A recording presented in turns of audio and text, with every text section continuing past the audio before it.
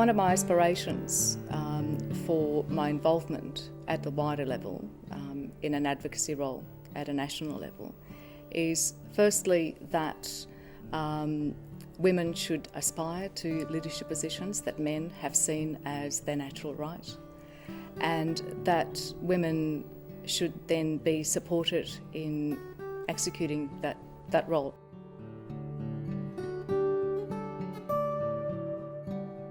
For me, the additional motivation for working at a national level in an advocacy capacity is that through the Federation of Ethnic Communities Councils, FECCA, it gives me the opportunity to not only advocate for equality and access to resources and proper settlement for new arrivals, but also perhaps with others start to create a vision about what Australia should be like for all of us.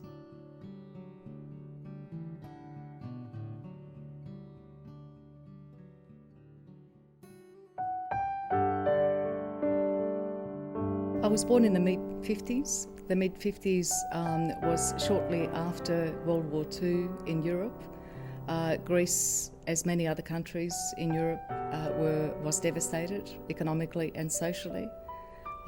3 of my grandparents had died during World War II. My remaining paternal grandmother became the person that actually ended up being my de facto mother and parent, as my parents also became economic migrants.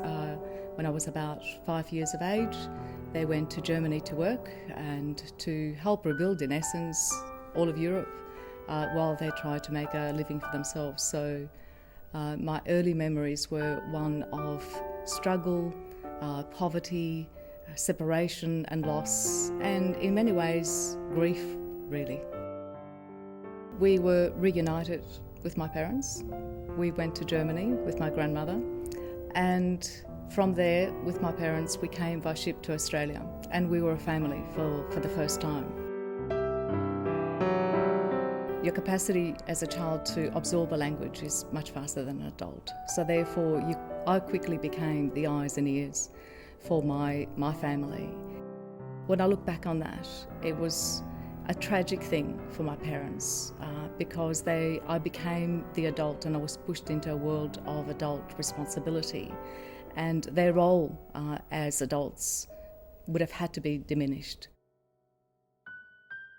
What we can do as change agents in any capacity is to instill a sense of resilience in people, whether they be young children, new migrants, women. It's about working with people's strengths and it's about starting with what people actually have in order to be able to change their lives.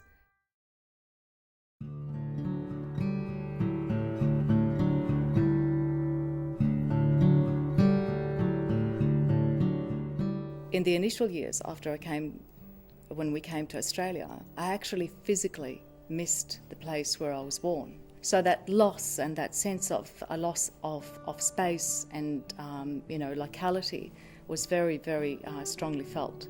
But the interesting thing is that I've actually developed that strong sense of love for Australia as well. I travel a fair bit in Australia and I take some images occasionally, and I have this sense of connection to Australia that I never thought was going to be possible.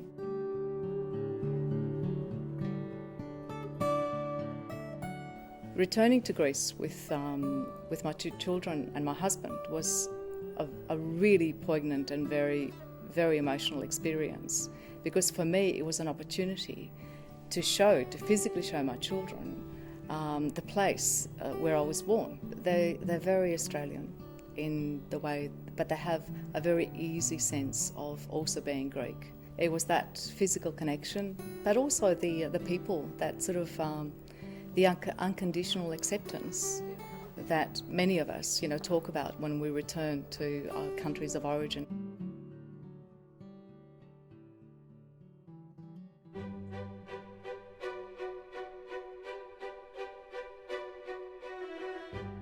I would have liked to have thought that 100 years ago, I would have been right there with all of the women that led this amazing movement. Realistically though, understanding that I'm the daughter of migrants, the reality is that I would have been quite marginalised 100 years ago. I'm fairly optimistic that we have travelled positively and we should continue to travel positively, but as women we can't allow ourselves to become too relaxed because the struggle hasn't finished.